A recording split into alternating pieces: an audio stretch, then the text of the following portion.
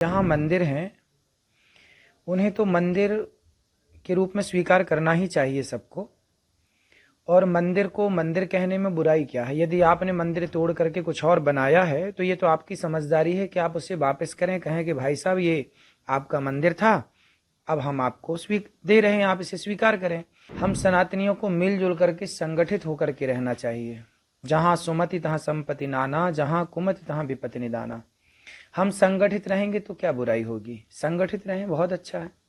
तो संगठन में बहुत बड़ी ताकत है। हिंदू को तो नेता बनना ही चाहिए। यदि अच्छे लोग नेता बने तो क्या बुराई है? दूसरा ये है कि जहाँ मंदिर हैं उन्हें तो मंदिर के रूप में स्वीकार करना ही चाहिए सबको। और मंदिर को मंदिर कहने में बुराई क्या है? यदि आपने मंदिर तोड़ करके कुछ और बनाया है तो ये तो आपकी समझदारी है कि आप उसे वापस करें, कहें कि भाई साहब ये आपका मंदिर था, अब हम आपको दे रहे हैं, आप इसे स्वीकार करें। क्योंकि वो किसी कालखंड में तोड़ा गया। क्यों तोड़ा गया? क्या और जगह नहीं थी मस्जिद बनाने की? तो मंदिर तोड़ के ही क्यों बनाना है? आज कोई मस्जिद तोड़ के मंदिर बनाए तो हम ही कहेंगे कि गलत है। हम किसी मस्जिद को तोड़ करके मंदिर नहीं बनाना चाहते, लेकिन यदि मंदिरों को तोड़ के मस्जिदें बनाई गई हैं तो मंदिर की वापसी होनी चाहिए, यही धर्म है। जिस तरीके से महाराज जी अब चल रहा है कि मंदिर निकल रहे हैं, उन्होंने इसको लेकर भी चिंता जताई है और कहा है कि ऐसा नहीं होना चाहिए। हमारा मेन मंदिर राम मंदिर को लेकर के सभी मंदिर मैन हैं, सभी मंदिर मैन हैं। और सभी मंदिरों में यदि सनातन के अवशेष हैं तो मतलब तोड़ा ही गया है ना मंदिर, बड़ा हो या छोटा हो। बात धर्म की है कि भाई धर्म क्या आपको मंदिर तोड़ करके कुछ और बनाने की इजाजत देता है? तो भाई जब आज मिल रहे हैं तो उन्हें मंदिर के रूप में स्वीकार करना, यही धर्म है। महाराज जी, बांग्लादेश में भी अभी कल 3 मंदिरों को तोड़ा गया है और साथ ही अब तक 2200 मुकदमे जो हैं वो हिंदुओं के खिलाफ हुए हैं। इस पर क्या कह रहे हैं? इसलिए कहते हैं कि जल्दी से जल्दी जनसंख्या नियंत्रण कानून भारत में आए, और जनसंख्या नियंत्रण कानून आएगा तो ही ये देश आगे चलकर सुरक्षित होगा। वरना हमने कई बार कहा है कि बांग्लादेश से भगाए गए तो भारत आए, पाकिस्तान से भगाए गए तो भारत आए, जम्मू कश्मीर से भगाए गए तो भारत के कोने कोने में गए। जिस दिन भारत से भगाए जाओगे कहाँ जाओगे? इसलिए जनसंख्या नियंत्रण बहुत आवश्यक है और इस पर सरकार को बहुत ध्यान देना चाहिए।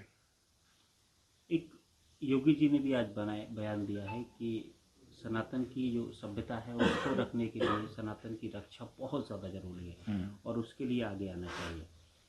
सनातन के लिए तो सबको आगे आना चाहिए। सनातन के लिए तो हम सनातनियों को मिलजुल करके संगठित होकर के रहना चाहिए।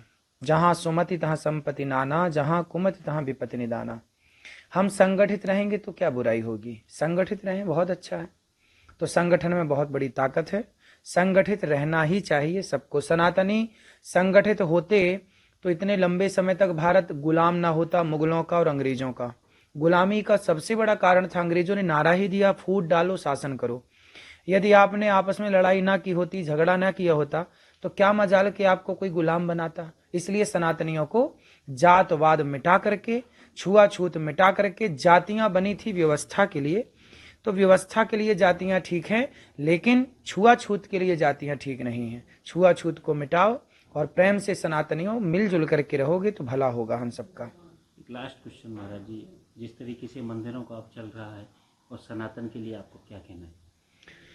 देखो, सबसे बड़ी बात है कि हम अपने मन को ही मंदिर बनाएं और अपने राष्ट्र को, हमारा देश सनातन है, प्राचीन है। सनातन धर्म ही इस देश की जान है और शान है।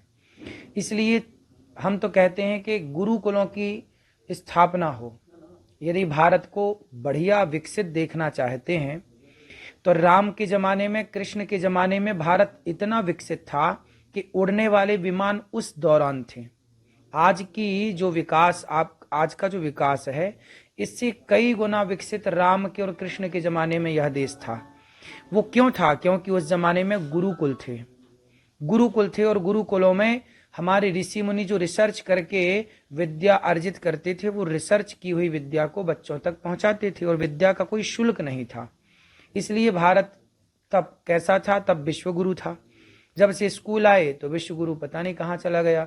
अब पुनः विश्व गुरु बनाने के लिए हमें इस गुरुकुलों की स्थापना करनी चाहिए।